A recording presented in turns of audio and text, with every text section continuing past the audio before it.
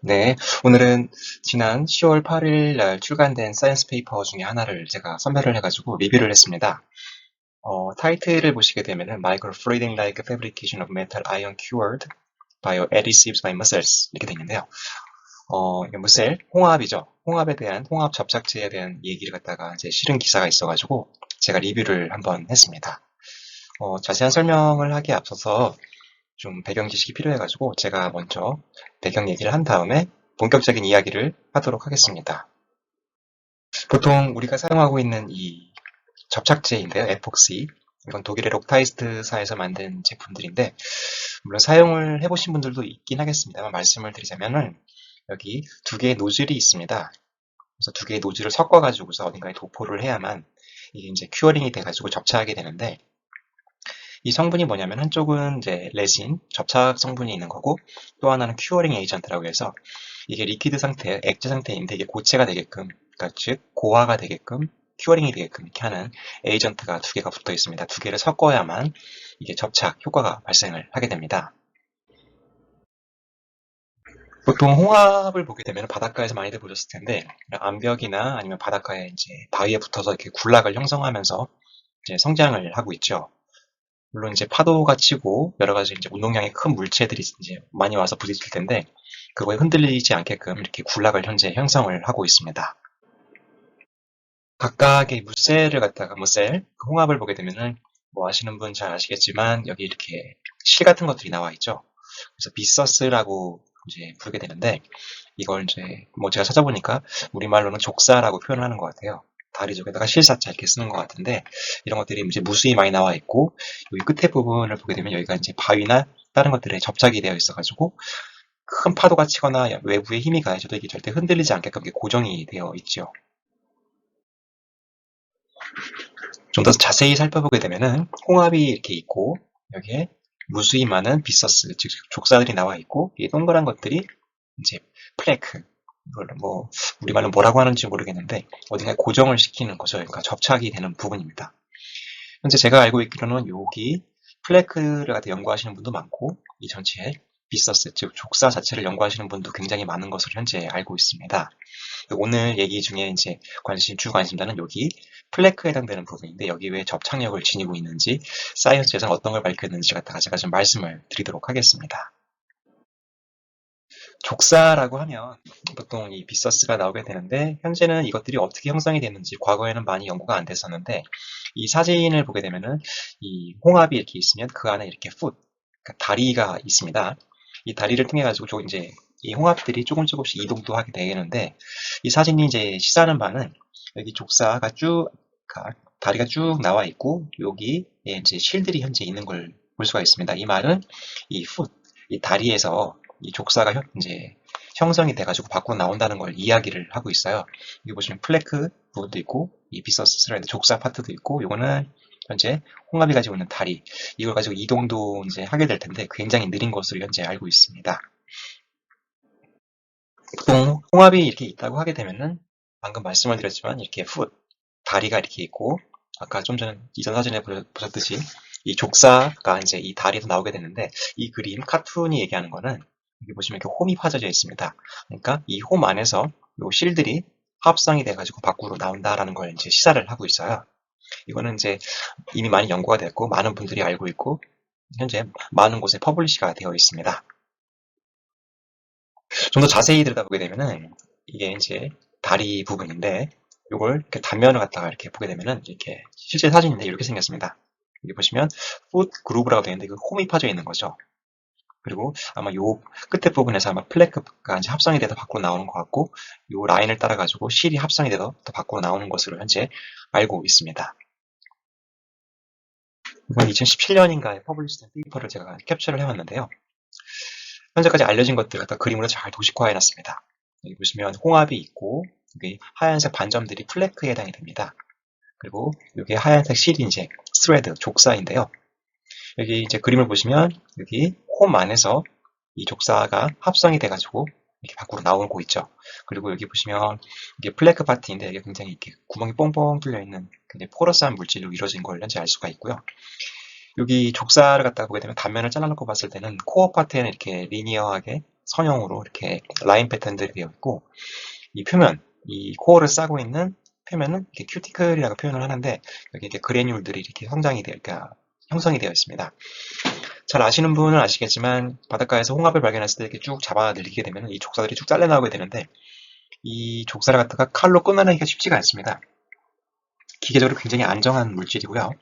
이게 아마 제가 알고 있기로는 기계적인 강도, 그리고 인성, 그리고 탄성 등들이 값들이 굉장히 높은 것으로 알고 있고요. 이것들이 이제 예를 들어가지고 너무 길게 잡아뜨려가지고 이렇게 쭉 늘어난다고 해도 이게 어느 정도 시간이 지나 바닷물 속에 있다고 하면은 이것들이 다시 원래 상태로 돌아오게 됩니다. 자가치유가 되는 이런 성질도 가지고 있습니다. 각각에 대해서 많은 연구들 현재 많은 분들이 하고 있는 것으로 제가 알고 있습니다. 근데 오늘의 주 관심자는 여기입니다. 여기 플래크. 그리고 이 글랜드 안에서 뭐가 일어나는지 갖다가 본 사이언스 페이퍼에서 이제 규명을 했습니다. 현재까지 알려진 바로는요. 제가 알고 있기로는 플래크 파트가 이제 이걸 자세히 보게 되면은 현재 이걸 거꾸로 본 건데 족사가 나와 있고 플래크가 형성이 되는데 안에 구멍이 형성이 되어 있고요. 이번에 성분을 보게 되면은 어떤 단백질로 구성이 되어 있는데 중요한 거는 여기 M, 이렇게 메탈에서 M을 따온 건데 어떤 메탈, 그러니까 금속 성분을 지닌 어떤 물질이 브리칭을 형성을 하고 콤플렉세이션이 되어 있다고 현재 알려져 있습니다. 그리고 이 금속 물질이 많이 알려진 게 지금 현재 무셀에서는 아이런, 즉 철인데요. 삼가의 철로 이제 이런 것들이 여기 들어가 있다고 되어 있는데 이 미량의 금속 성분이지만 이게 굉장히 이제 중요한 역할을 현재 하고 있다고 알려져 있습니다. 주로 이제 메탈은 많이 알려진, 그러니까 아이론은 굉장히 잘 알려진 물질이고요. 이게 사이언스 페이퍼 요번에 이제 퍼블리시된 페이퍼에서 제가 이제 캡처를 하고 왔는데요. 본 페이퍼에서 알아낸 거는 여기 이제 다리가 이게 있고 여기서 이제 족사가 만들어지는데 이걸 단면을 잘라봤을 때 여기서 이제 성분 분석을 먼저 했습니다. 이게 홈이거든요. 여기 홈이 이 홈과 이제 일치하는 부분인데 이 홈을 갖다가 단면을 잘라가지고서 XRF라는 이제 테크닉을 사용한 것 같은데 성분 분석을 했습니다. 아까 어떤 원소 성분이 요 주위에 있는지 갖다가 이제 분석을 했는데 첫 번째로 알아낸 거는 아이론이 있구나는 걸 이제 분포 노란색을 띠면 띠수록 아이론의 이제 농도가 높다는 걸 얘기하고 있고요. 아주 놀랍게도 여기서 이제 현재까지 알려져 있지 않은 엘리먼트인데 원소인데요. 이게 바나듐이라는 원소인데 이게 여기 이제 다량으로 분포가 되어 있다는 걸 본 사이언스 페이퍼에서 밝힌 겁니다. 그리고 요 두 개의 매핑을 한 데이터를 바탕으로 해가지고 여기 이제 이런 모델을 제시를 했습니다. 여기 그루브가 있고 큐티클이 만들어지는 글랜드라고 하는 게 좀 어떤 분비선. 예를 들어서 사람이 있으면 침샘 하면은 샘에 해당되는 게 글랜드입니다. 즉 족사의 맨 겉을 싸고 있는 큐티클을 만드는 이 분비선이 여기 위치하고 코어를 만드는 분비선이 여기 위치하고 다시 플래크를 만드는 분비선이 여기 위치한다라고 해서 이렇게 매핑을 해가지고 이 모델을 제시를 했습니다. 본 사이언스 페이퍼에서. 중요한 거는 요 그림인데요. 이게 길이가 뭐 수센치밖에 안 될 텐데 앞선 데이터를 바탕으로 해가지고서 이분들이 이런 모델을 제시했습니다. 이게 튜브죠. 그러니까 족사의 길이 방향이 이 방향인데 이 방향 끝에는 물론 플래크라는 그 부분이 만들어질 거고 이 안쪽은 이제 무셀 홍합의 이제 몸통이 될 텐데 요 족사 안에서 이루어지는 것 같아가 이제 도식화를 했는데 요지를 보시게 되면은 시크리션 오브 플래크, 그게 시크리라고 있는데 여기 보시면 플래크를 만드는 분비선 요 엘리먼트가 들어가고 다음은 메탈 아이온, 즉 아이론이나 바나딘 등등이 여기서 분비가 되고 다시 이 물질을 섞어가지고서 트랜스포테이션 하는 파트가 있고요. 그리고 이거를 갖다가 이제 페이스 트랜스포메이션, 즉 상변화. 여기까지는 이제 액체 상태일 텐데 이것들이 이제 점점 고체가 되면서 큐어링이 되어서 이제 만들어지는 부분. 이것들이 하나의 관 안에서 이렇게 이루어질 수 있다라고 본 페이퍼에서 얘기를 하고 있는 겁니다. 그래서 이름을 이제 타이틀을 갖다가 Micro Fluidic Like Fabrication이라고 붙였었는데, 즉 미세 유로에서 이루어지는 어떤 현상을 갖다가 표현을 했다 그래서 Micro Fluidic Like Fabrication 이렇게 명명을 한 것 같습니다. 이 페이퍼가 이제 지금 이번에 퍼블리시된 사이언스 페이퍼의 핵심 그림 중에 하나입니다. 중요한 거는 현재까지는 아이론에 대해서 그러니까 철에 대해서 많이 알고 있었는데 바나듐이라는 물질은 거의 디텍션이 안 됐던 걸로 제가 알고 있는데 이걸 새롭게 알게 돼가지고 현재는 어떤 역할을 하고 있는지 이런 것들은 아직 그러니까 알지 못하는 상태입니다. 근데 많은 분들이 현재 연구를 하고 있기 때문에 앞으로 수년간에 걸쳐서 연구가 계속 된다고 하면은 이 바나듐의 역할이 뭔지를 갖다가 이제 곧 규명되지 않을까 이렇게 생각이 됩니다. 이게 이번에 사이언스 페이퍼에서 나왔던 이제 페이퍼 내용의 핵심 내용입니다. 우리가 몰랐던 바나듐이라는 원소가 있고 이 합성은 그 마이크로 플루이딕, 그러니까 미세 유로에서 이루어지는 것 같다라고 해서 퍼블리시를 했습니다. 보통 바닷물을 보게 되면은 물론 소금이 있으니까 NaCl, 소듐하고 클로린이 이제 대부분을 차지하게 되는데요. 물론 마그네슘도 있고 설퍼, 황도 있고 캘슘 그리고 다른 엘리먼트들인데 뭐 성분비를 보시면 아시겠지만 1.4% 거의 뭐 없다고 표현할 수 있는 엘리먼트들이 많은데 좀 더 자세히 살펴보게 되면은 물론 말씀드렸지만 소듐이 대부분이고 마그네슘도 있고 포테슘도 있고 칼슘도 있는데 여기 보시면 커퍼, 구리, 징크, 즉 아이론, 철, 망가니스, 뭐 망간 등등이 있는데 이 레이쇼를 보시게 되면 ppm 단위인데 이게 거의 뭐 0.05면은 ppm이 100만 분의 1이니까 0.05면 1000만, 뭐 1억 분의 1 정도밖에 안 되는 엘리먼트입니다. 이름에도 불구하고 무셀, 그러니까 홍합 같은 경우는 아이론을 갖고 있는데 이거를 갖다가 이제 바닷물에 아이론이 녹아 있으니까 홍합이 이걸 이제 체내로 섭취를 해가지고 이 플레이크, 이 접착제 합성에 이제 아이론을 사용을 하고 있다고 알려져 있는데 놀랍게도 여기는 바나듐이라는 엘리먼트가 없습니다. 이 말은 물론 홍합이 바나듐을 이용하고 있고 이 바나듐이라는 이제 성분이 굉장히 중요한 역할을 한다는 건 당연히 알고 있는데 어디서 바나듐이 왔는지 그리고 왜 바나듐이 필요한지 현재 모르고 있는 겁니다. 물론 홍합 관련된 연구 많이 하고 있긴 하지만 이게 지금 새로운 숙제를 제시하고 있는데요. 이것들을 지금 연구를 하게 되면은 추후에 좀 많은 발전이 있지 않을까 이렇게 생각이 듭니다. 이거는 이전 데이터 중에 이제 신문에 있는 걸 제가 캡처를 해왔는데요. 뭐 이제 국내에 홍합 단백질 관련된 연구하시는 분들이 몇 분 계시는 걸로 제가 알고 있는데 이거는 이제 홍합 단백질을 이용해서 새로운 의료용 접착제를 만들었다고 이제 리포트를 한 겁니다. 어딘가 사람의 신체 기관이 고장이 나거나 아니면 상처를 입게 되면 가장 확실한 방법은 자가 치유가 되면 좋은데 그렇지 않을 경우 뭔가를 갖다 이제 서로 접착을 해야 될 때가 있습니다.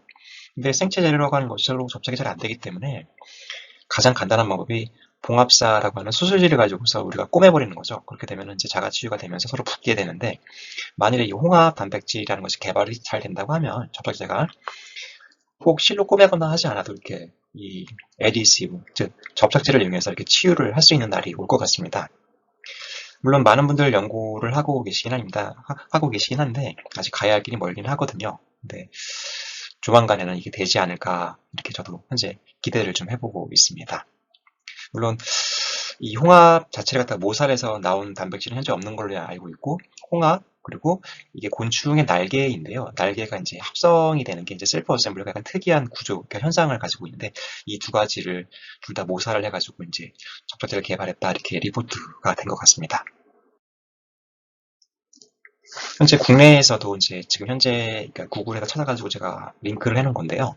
여기 보시면 홍합을 이용해서 뭐 양막, 뭐 눈을 제장시키는 걸 만들겠다는 것도 있고 접착 물질이 뭐 지혈 효과가 있다는 것도 현재 밝혀져 있고요.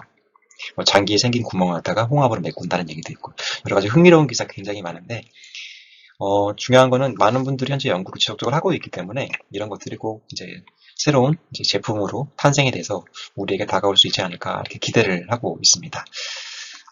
오늘은 사이언스에 나왔던 페이퍼 중에 홍합 관련된 페이퍼가 나와가지고서 제가 이제 리뷰를 해보았고요. 말씀드렸지만 새로운 물질, 즉 바나듐이라는 것이 디텍이 되었고 현재는 그게 어떤 역할을 하는지 아직 무지 이제 알지 못하지만 앞으로는 연구가 잘 돼가지고서 이제 홍합 단백질 개발, 그러니까 모사를 해서 개발하는 접착제가 잘 개발이 되기를 한번 기대를 해봅니다. 네, 감사합니다.